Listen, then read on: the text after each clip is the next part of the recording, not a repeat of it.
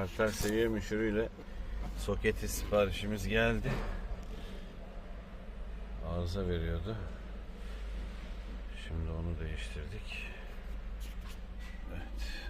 Hiçbir arıza kodu kalmadı arabamızda. Şimdi burada bir verirse tekrar güncelleyelim. Burada bir verirse kızdırma süre röle devre hatası verir.